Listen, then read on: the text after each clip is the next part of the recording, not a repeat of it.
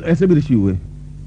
ये तो जीवन की एक विचारधारा है, चिंतन है कि व्यक्ति किस प्रकार के चिंतन को, किस प्रकार के विचार को लेता है, अपने जीवन को किस क्रम से अपनाता है। जीवन में हास्य भी है, जीवन में रुदन भी है।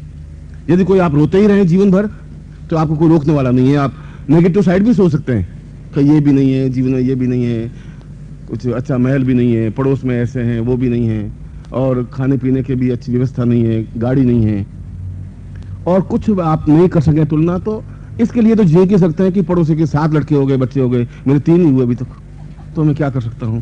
इस मामले तो टेंस रख ही सकते हो। यह तो एक आपके सोचने का तरीका है। जीवन में याज्ञवल्क्य कह रहे हैं हास्य अपने आप में जीवन की पूर्णता है। हास्य के माध्यम से जीवन की पूर्णता प्राप्त कर सकते हैं। जीवन में उत्फुल्लता हो, प्राणों में संचार हो, वेग हो, खून में एक दौरा हो, खून की गतिशीलता हो। और आज का साइंस भी इस बात को कह रहा है कि रोने की अपेक्षा हास्य में ज्यादा आयु वृद्धि हो सकती है, ज्यादा पूर्णता प्राप्त हो सकती है, ज्यादा निरोग रह सकते हैं, ज्यादा स्वस्थ रह सकते हैं। कल अपने प्रवचन में मैंने काल के बारे में और कालखंड के बारे में समझाया था। मैंने यह समझाया था कि यदि व्यक्ति को उस काल की पहचान है तो वह जीवन को पहचान सकेगा। मुझे पता नहीं मेरा कल क्या होगा, और हम आज सब कुछ करने जा रहे हैं। वशिष्ठ सब कुछ करने जा रहा था, राम का राज्याभिषेक के लिए तैयारी उसी के कहने से हुई, और उसको यही पता नहीं था कि कल राज्याभिषेक होगा भी कि नहीं। जो काल को नहीं पहचान सकता वो जीवन में पूर्णता प्राप्त नहीं कर सकता, और काल को पहचानने की क्षमता केवल काली साधना के माध्यम से प्राप्त हो सकती है, क्यों काली स्वयं अपने आप में काल स्वरूपा है। काल का मतलब नहीं मौत, काल का मतलब ये नहीं होता। काल का मतलब कोई भयानक राक्षस नहीं। काल का मतलब है कि एक क्षण, जीवन का एक क्षण अपने आप में पूर्णता दे सकता है, सफलता दे सकता है, एक क्षण स्फुलिंग हो। संसार में काली साधना से तो ऊंची कोई साधना ही नहीं है, अद्वितीय साधना है, एक श्रेष्ठतम साधना है। यदि हम उसको एक पॉजिटिव साइड से सोचें, हम उसके रूप को नहीं देखें, काली है, भयानक है, बड़े बड़े दांत हैं और बिखरे हुए बाल हैं और नरमुंडों की माला पहने हुए है, वह तो एक प्रतीक है। प्रतीक के ऊपर जाने की जरूरत नहीं है, उसके गुण क्या हैं उस गुण को देखने की जरूरत है। जनक के दरबार में जब जनक ने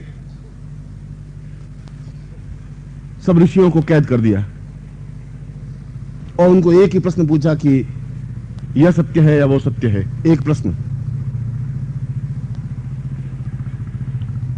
पंडितों को बुलाया, उसने एक दिन रात को सपना देखा, सपने में देखा कि जनक बिल्कुल भाग रहा है, भागते भागते बहुत तेजी से भाग रहा है और भागते भागते कुएं में गिर जाता है। कुएं में गिरने से पहले ऐसा लगता है कि झाड़ियों में अटक करके उसके सारे कपड़े निकल जाते हैं, बिल्कुल नंगा, और भाग रहा है और कुएं में गिर जाता है। कुएं में गिरते ही कोई बेल लटक रही है, उस बेल को पकड़ लेता है। चलो बचे तो सही, अब कुएं में नहीं गिरे। अब नीचे देखा तो एक भयानक सर्प लपलपाता हुआ कि यो ज्यों ही गिरे इसको खा जाऊं। उसने कहा गिरूंगा तो मर जाऊंगा, बाहर निकलने का मेरे पास कोई चारा नहीं। और फिर थोड़ा सा होश आया तो देखा कि जिस डाल को पकड़े हुए उस डाल को 2 चूहे बैठे बैठे कुतर रहे। उनका ये डाल कटेगी, जरूर कटेगी, ये अभी नहीं कटेगी, कुछ समय बाद कटेगी। कटेगी, मैं नीचे गिरूंगा तो ये सब खा जाएगा। उसी समय उसने एक बिंदु गिरा, एक बूंद गिरी, और शहद की बूंद मधुमक्खियों का छत्ता था, उसने मुंह खोला और मुंह में शहद चली गई। और कुछ समय बाद एकदम से डाल टूटती है, डाल हाथ से छोड़ती है, वो नीचे गिरता है और आंख खुल जाती है। आंख खुलते हुए देखता कि महल में पलंग पर लेटा हुआ है, पास में पटरानी खड़ी है और रानियां खड़ी हैं, नौकर चाकर खड़े हैं, ढोल बजाए जा रहे हैं, महाराजा जग गए, महाराजा जग गए, और बड़ी उनकी महाराजा की जय हो रही है। सोचा एक सेकंड पहले मैंने देखा वो सही है कि अब ये जो देख रहा हूं वो सही है? वो भी मैंने ही देखा है तो दूसरे नहीं देखा, ये भी मैं ही देख रहा हूं। इन दोनों में से एक सत्य हो सकता है, या तो ये नाच गाना हो, अल्लाह हंसा, ये पटरानियां रानियां धन वैभव ऐश्वर्य, या तो ये सही है वहां कपड़े ही पहने हुए नहीं और मैं गिर रहा हूं। उन्हें पंडितों को बुलाया, उसने कहा कि बस मुझे दरबार में गया, दरबार में जाकर के पंडितों को बुलाया कि मैं जानना चाहता हूं कि ये सत्य है या वो सत्य है। पंडित को पूरी बात तो बताओ क्या सत्य है। उनको पूरी बात मुझे मालूम होती, मैं तुझसे पूछ रही क्यों? मुझे इतनी बताना कि सत्य कौन सा है, वो सत्य है कि ये सत्य है। पंडित जवाब दे ही नहीं पाए। क्या जवाब देते? अधूरी बात का जवाब भी क्या होता है? पंडित तो जितना ज्ञान होता है वो पंडित तो इसलिए पंडित हुए कि पंडितों के घर में पैदा हो गए, बस पंडित के घर में पैदा हुआ वो पंडित।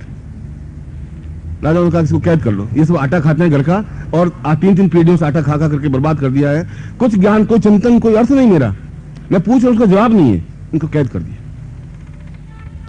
जो भी ऋषि या पंडित आते गए यही प्रश्न पूछते गए, प्रश्न का जवाब नहीं, कैद खाने में। उनको वहां रोटियां मिले, पानी मिले, पर कैद खाने में। एक उन्हीं दिनों में एक ऋषि था, उसकी पत्नी पास में बैठी हुई थी और पेट में 6-7 महीनों का गर्भ था, और ऋषि को वेद मंत्र का उच्चारण कर रहा था। उच्चारण करते करते कुछ गलत बोल गया, वेद मंत्र सही बोला नहीं बोला, तो पेट में जो बच्चा बैठा था उसने हुंकार भरी जोर से, यानी तुम गलत बोल रहा है। बाप को बड़ा क्रोध आया, साला पेट में अभी से ये हाल है, पैदा होने के बाद तुम क्या करेगा मेरा, और जोर से लात मारी और पत्नी के पेट पर, और गुस्से में जिन्न के दरबार में चला गया।